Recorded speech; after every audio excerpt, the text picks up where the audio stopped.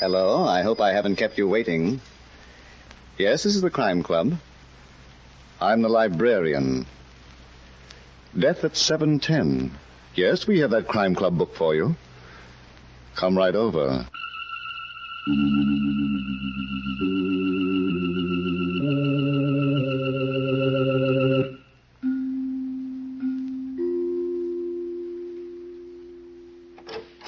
Ah, you're here.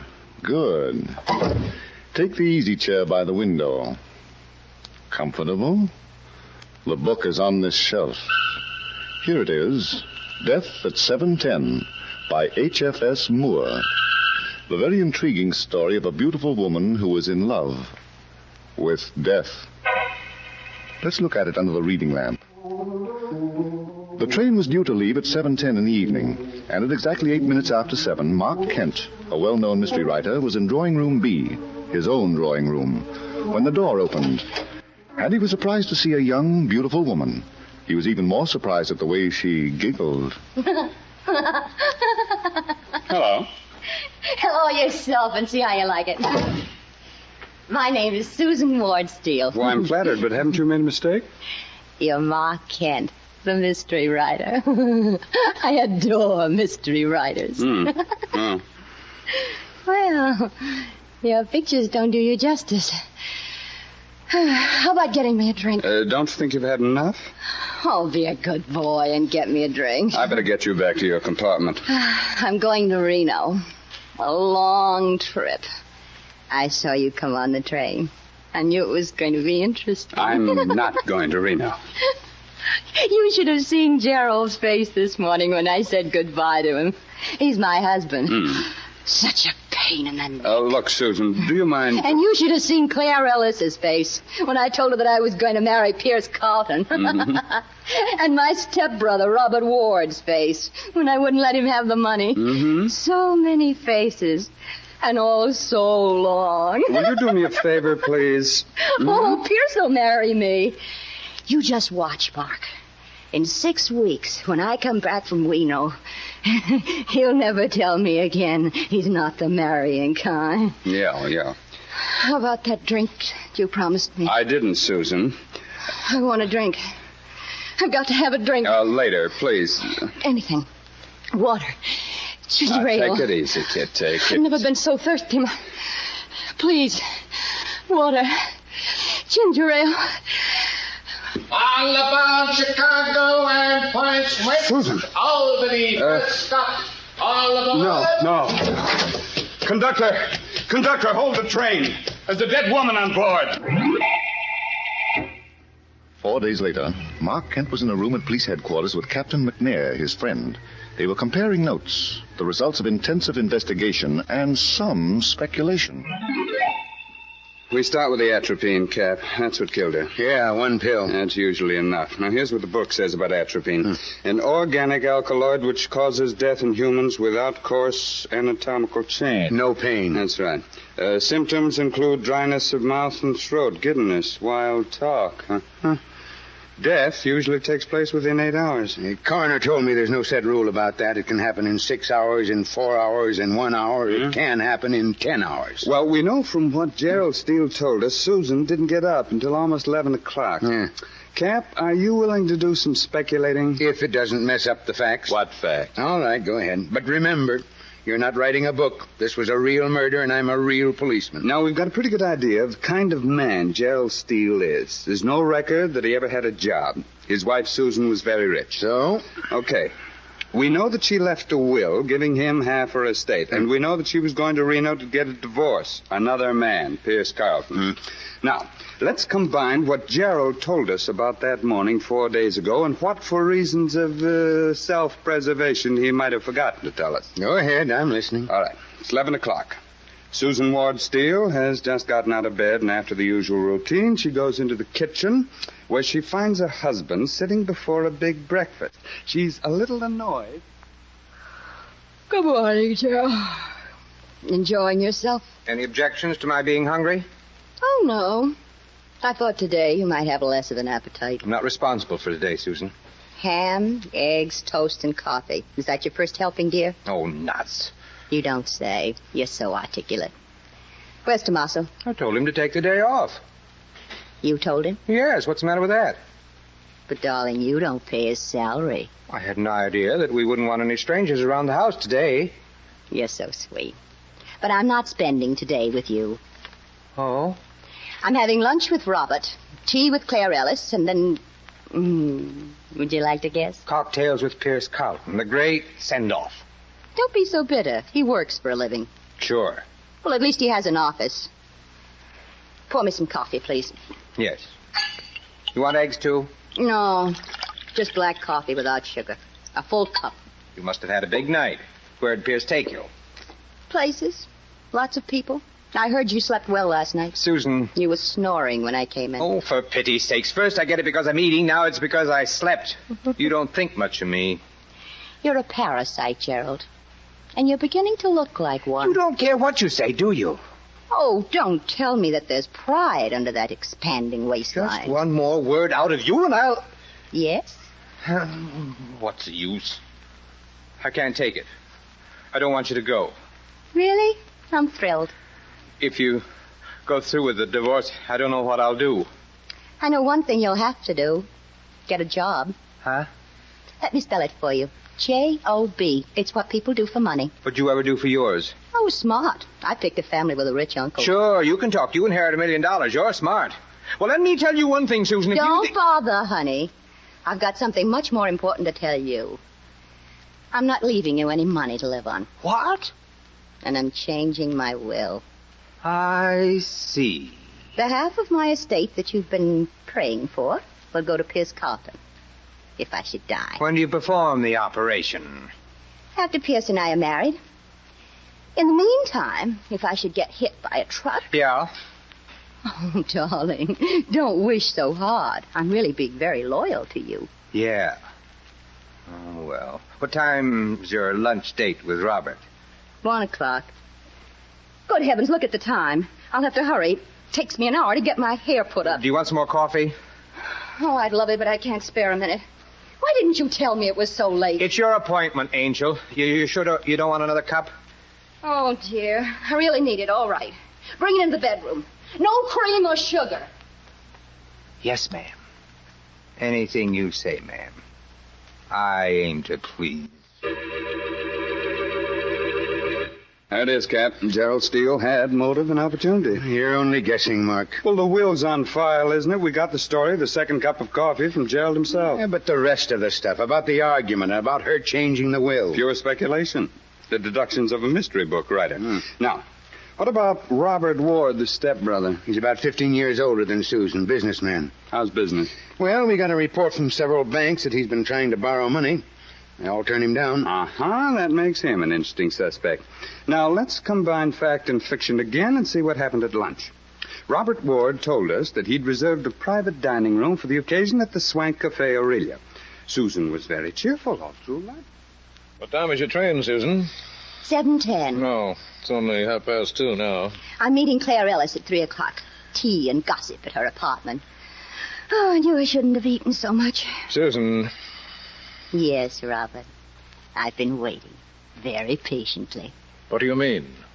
You didn't ask me here to a private dining room to discuss my unimportant life. You're very clever. Thanks, darling. Now, what is it that you don't want your servants to overhear? I need money. You? I know it comes as a shock, but the truth is I've, How much, Robert? $100,000. Really? Of course, it'll be a loan, Susan. I'll pay it back in due time. I'll give you a note or a mortgage, whatever you like. Business is bad. I've had a very serious setback. My entire output of washing machine motors is defective. Oh, my. What's the poor housewife going to do? We know what's wrong, and we can correct it easily enough, but naturally it can't be done without money. Naturally. I've never been without cash before, but I expanded recently, and that took all my liquid assets. Even when you're in trouble, you talk like a bank statement. When did this delightful thing happen? 2 weeks ago. Why didn't you come to me right away? Well, I didn't want to bother you. I'm a businessman, and naturally my first call was at the banks. Naturally. Did they turn you down? They didn't consider me a good risk. Overexpansion. Darling, you're as skinny as a toothpick. Susan, please don't be facetious. I'm in serious trouble. Oh. If I don't get that merchandise out of my factory, I'll go bankrupt. I won't even be able to pay my creditors. $100,000. Yes, it shouldn't mean anything to you. You can spare it. Oh, I can spare it. But tell me, Robert, dear, when did you ever do anything for me? Now, don't refuse me. You preached. Called me a fool for not putting my money into a good, sound business. A wild, empty-headed fool. I tried to make you realize your responsibilities. Uncle Jeffrey left his money to us in good faith. It was our duty to protect it. I still got mine. And I've got mine in factories, machinery, and merchandise. Now I'm asking you to help me liquidate it. No. Good Lord, Susan, how can you be so heartless? I've been practicing. But... Very well, I'm not going to beg you. Don't give up hope, dear. I've taken care of you in my will. Thanks to Uncle Jeffrey, you have no choice. Half of your estate must go to me. And half of your estate should go to me. But where is it? You can look for it after I'm dead. Oh, what in the name of thunder did I do with those things? What things? My pills, my box of pickup pills. Oh, here it is, my vest pocket. So you've come to that, Just these last 2 weeks, doctor's prescription. I've been living in the devil's own basement, tired and depressed. What do they do for you? They give me a pickup, that's all. Get the tired feeling out of my system and clear my head. Perfectly harmless. Sounds interesting. Would you like one? Why not? I had a big night, and I've got a bigger day ahead of me. One pill will keep you going for hours. Flip it into the back of your mouth and wash it down with water. After you, darling. Very well. I never take chances. Well, here's to you. How soon before it starts functioning? Very soon. And now I think we ought to go, Susan. I don't want you to be late for your appointment with Claire Ellis.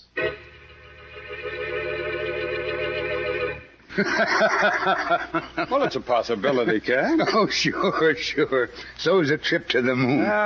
You better stick to writing mystery books, Mark. If you make a mistake, nobody burns, except maybe your publisher. Did Robert Ward take a pickup pill while you were grilling him 3 days ago? Now, wait a minute. Are you trying to tell me he had a box full of atropine pills when he met Susan Steele? Maybe. And that he passed them off as pickup pills? Maybe. But according to your own speculation, he took one of those pills himself. Now, why didn't it kill him? You might have had one in that box that was harmless. Huh? You know, a real pickup pill. Sure. Put that in your next bookmark. It'll read fine. I will. But for the time being, you won't mind if I keep it a secret from the district attorney, will you? No, I don't mind. Shall we go on? Go ahead. I'm on 24-hour duty. Well, the next stop that Susan Steele made was Claire Ellis's apartment. Now, what do we know about Claire? She served tea and ice cream cake. But not because you liked Susan. Oh, you've got a private line to her inner thoughts, huh?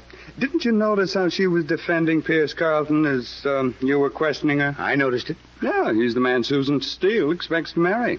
And Claire's in love with him. Now let's see what we can get out of the situation in which two women in love with the same man meet for tea a few hours before one of them dies on a train, the victim of murder by slow poison.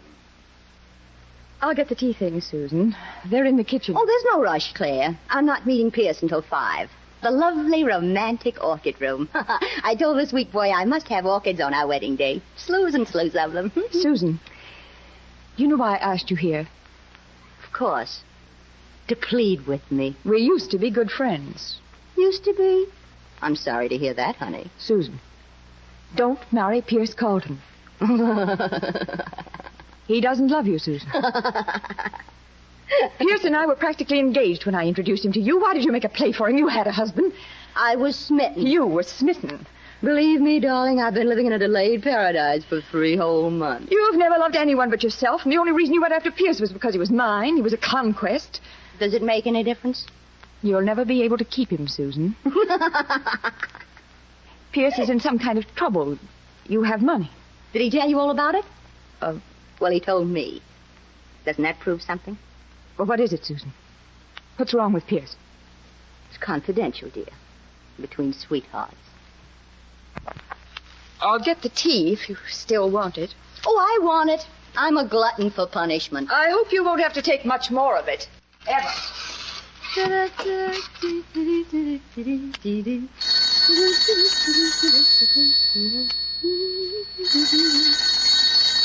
Why not?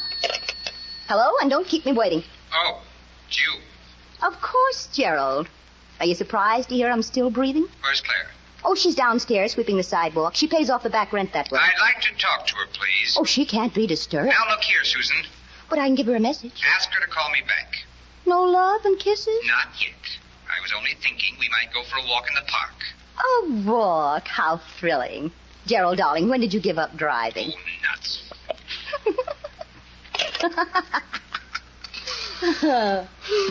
You might have held that phone for me, Susan. Who called? Pierce. He simply had to tell me how much he loved me. Claire, dear, watch your manners. Trays were meant to be put down, not dropped. I'm sorry. And those exquisite ice cream cakes, you almost ruined them. That one's for you, Susan. Thanks, dear, for remembering that I adore blueberries. I never forget a lot of things. Motive and opportunity. Love and ice cream cake. Hey, Mark? Well, that's how it looks on paper, Cap. You think Claire Ellis buried the atropine in the cake? Oh, she did. She's darn clever. But I don't know anybody who chews ice cream. If she did. Now, how do you figure out the business about that phone call? Well, Claire Ellis told us that Susan had received a call from Pierce. Go on. Pierce denied it, but Gerald admitted that he phoned Claire and spoke to Susan. Claire didn't know about the call, therefore Susan told her it was from Pierce Carlton. QED. Whoops, not yet, Cap. We've still got to prove a murderer. Now, what about Pierce Carlton? He's in the stock brokerage business with his father. Good, solid family background, old stock. That doesn't keep him from being a playboy, does it? I'm not interested in what he does, Mark, only in what he did 4 days ago. And in what he did before then. That goes without saying. My boys are checking. I think they're going to find that he's in a mess. A money mess. Anything's possible with you around. Okay. What happened the day we spoke to Claire Ellis? Your eyes popped. You saw a beautiful woman. Could be, but she was upset. Every time you mentioned Pierce Carlton, she had jitters. Why? Somebody told me she's in love with the guy. I told you, Cap. Oh, sure, I knew. I couldn't have gotten it from the facts. She kept saying over and over that Pierce was innocent. He had no reason for killing Susan. Cap, that girl knows something. So does everybody else in this case, except me. About Pierce Carlton, I mean. And I'm sure she didn't know it the day Susan was killed. Who told her? I don't know. What? Mark, did I hear right? Did you say you don't know? Let's go on to item number 4. Susan and Pierce at the Orchid Room. Dinner before train time. Soft lights, orchids on the table. A perfect setting for romance.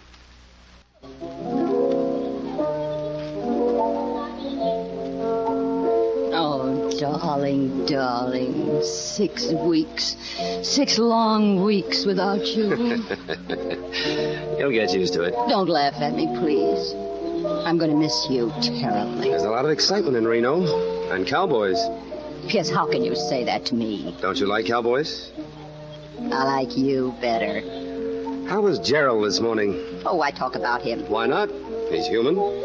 What's the matter with you? You'd rather talk about everyone but us. It's a wonder you don't ask me about Claire. You know, I saw her this afternoon, too. Or don't you have to ask me about her? You never could take kidding, could you? Oh, I didn't realize. Pierce will be married just as soon as I can get back from Reno. Have some more wine, Susan. You'll be waiting for me at the station. I don't want to come back to New York and be alone for a minute. Suppose I'm not waiting. But you've got to be. Why? Because I'm depending on you. I'm going through a divorce for you. For me? I thought it was because Gerald ate too much. Pierce, would this come under the head of what you call kidding? Put your head on my shoulder and I'll tell you a secret. I'd rather look you straight in the eye. I've been doing a lot of thinking. Yes? I've come to the conclusion that Gerald is a nice guy. What does that mean? You ought to stick with him. You know, till death do you part. You didn't think so last night. I wasn't thinking last night, honey. The whole process started this afternoon. I woke up and there was a vision of a wedding bell. It scared the wits out of me. You're out of luck, Pierce. I'm not letting you out of your promise. Look, Susan, be sensible. Marriage and I were never meant for each other. I'm just not the marrying kind. No? Put your head on my shoulder, and I'll tell you a secret. I'd rather just keep sitting beside you. Do you remember a certain crying jag that you had on a couple of weeks ago? Susan, I've never been drunk in my life. You were that night. And you told me a whole lot of things that you're going to regret in just about a minute. Suppose you tell them right back to me now. You lost a lot of money on a gambling boat before I met you. Huh? You paid off in IOUs. And when the gambler got tired of waiting for the cash, he threatened to see Papa. That's when you became a thief. Good Lord, Susan, what are you talking about? You took bonds out of your father's safe. He's got so many of them, you were sure they'd never be missed. I told you that? Your conscience was bothering you. Bet you didn't know you had one. It's a cinch you haven't. No, dear. I might really like meeting your father, telling him about those bonds. Yeah? I'm so glad you'll be waiting for me when I get back from Reno. Yeah. Come to think of it, not every woman wants to marry a thief. Oh, I'm lucky, huh? All right, let's celebrate with a drink. Friends? What else? You hold all the aces. Then we'll drink to that. Oh, no. Don't waste it that way. What's wrong? Let's lock arms. Then I'll drink out of your glass, and you'll drink out of mine. Why, of course. Just like real sweethearts. Yes, dear.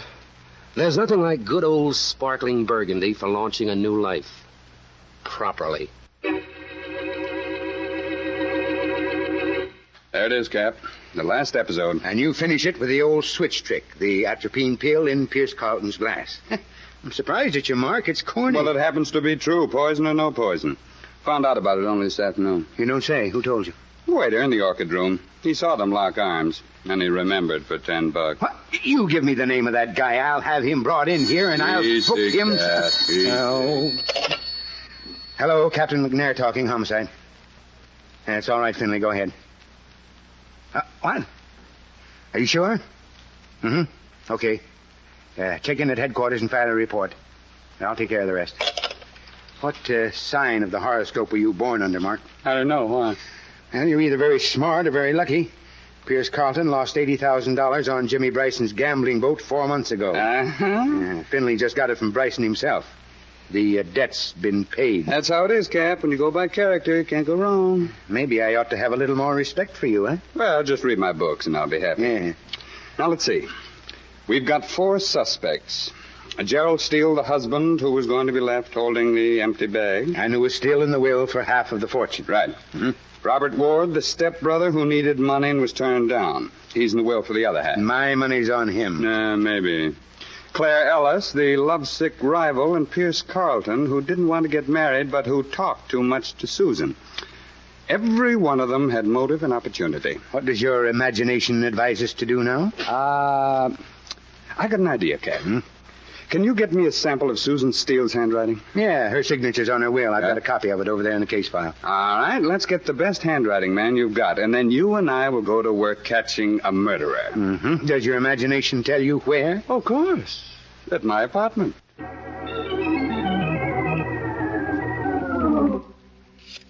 Mark, if this works, I'll buy you a new hat, and I'll eat your old one. And I'm supposed to be all alone, Cap.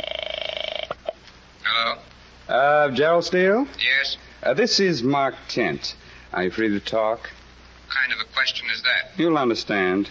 I was the last one to see your wife alive. So I read in the papers. You're also a friend of the police.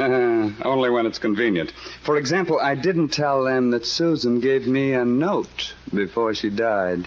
A what? There's a name in it, a murderer's name. Look here, kid, what's that got to do with me? It's for sale, Gerald. I had nothing to do with Susan's death. Oh, of course, but who's going to believe it? Does that note give my name? Is that what Susan's done to me? I'll be in my apartment until 7:10, Gerald. You're going to inherit a lot of money. I'm sure you'll want a partner to help you enjoy it. You certainly got your nerve with you, Mark. I've also got you for protection, Cap. Now we'll just do a repeat performance on Robert Ward. And then we'll go down the line. Claire Ellis and Pierce Carlton. One of them's liable to bite.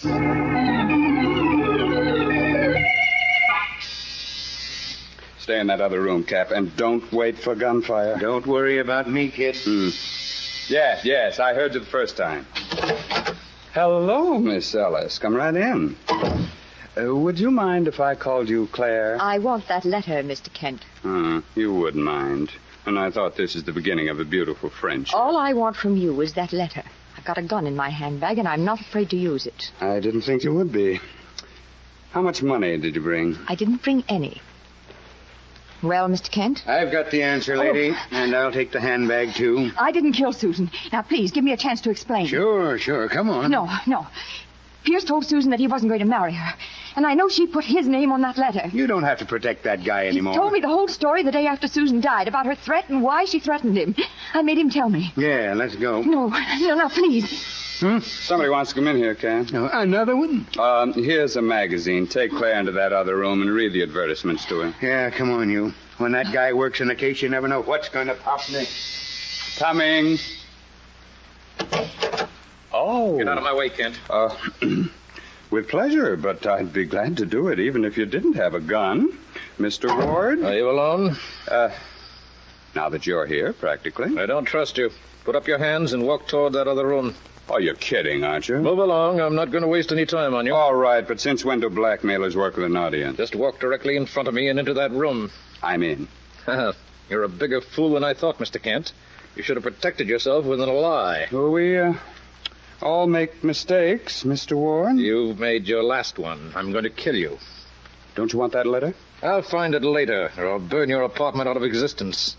I've got a right to my share of Susan's estate, and the law won't take it away from me now. So it was you who killed her? Of course. I needed money for my business, and she refused to lend it to me, the fool. No intelligence as she'd have known I was prepared for every emergency. Yes, I sort of had that figured out. This box of pills, pickup pills, a wonderful tonic. Unfortunately for Susan, the one I let her pick was atropine. Don't look now, Mr. Ward, but there's a man behind you. Drop that gun. Drop it. Captain McNair. Yeah, with bracelets you can't buy at Tiffany's. You should have looked when I told you, Mr. Ward. Well, sure. Well, Mark, it gets me how you figured this whole thing out. I'm a dreamer. Would you like to take care of my old hat now? Your old hat? What do you expect me to do with it? You said you were going to eat it, didn't you? Oh, yeah. But I said I'd buy a new one first. Well, a deal's a deal, but I hope you won't mind waiting. No, I won't mind.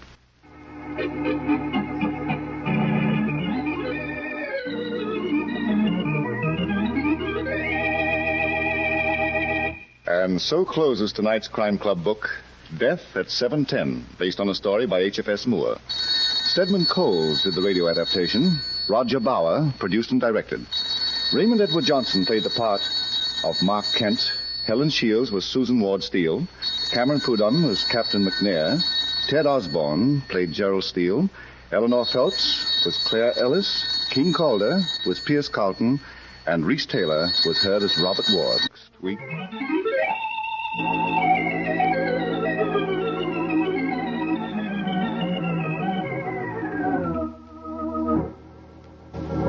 This program came from New York. This is the Mutual Broadcasting System.